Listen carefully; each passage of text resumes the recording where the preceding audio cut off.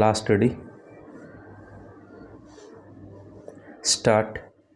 A reading of the impugned order shows that the learned single judge did not find any jurisdictional error in the award of the labor court. He also did not find that the award was vitiated by any error of law apparent on the face of the record, or that there was violation of rules of natural justice. As a matter of fact, the learned single judge rejected the argument of the corporation that termination of the appellant's service falls within the ambit of section 2 within bracket BB of the Act, had and expressed equivocal agreement with the labor court that the action taken by the managing director of corporation was contrary to section 25G of the Act, which embodies the rule of last come first go. Notwithstanding this, the learned single judge substituted the award of reinstatement of the appellant with compensation of rupees 37,582 by assuming that appellant was initially appointed without complying with the equality clause enshrined in Articles 14 and 16 of the Constitution of India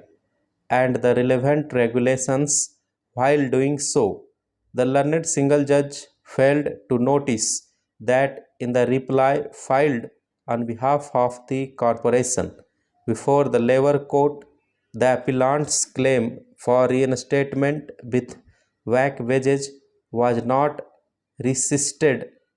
on the ground that his initial appointment was illegal or unconstitutional, and that neither any evidence was produced nor any argument was advanced in that regard.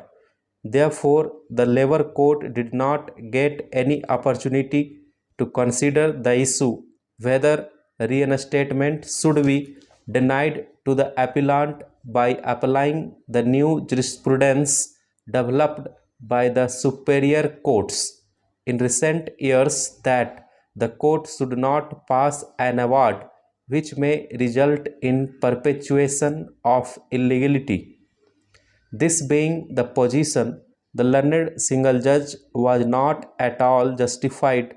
in entertaining the new plea raised on behalf of the corporation for the first time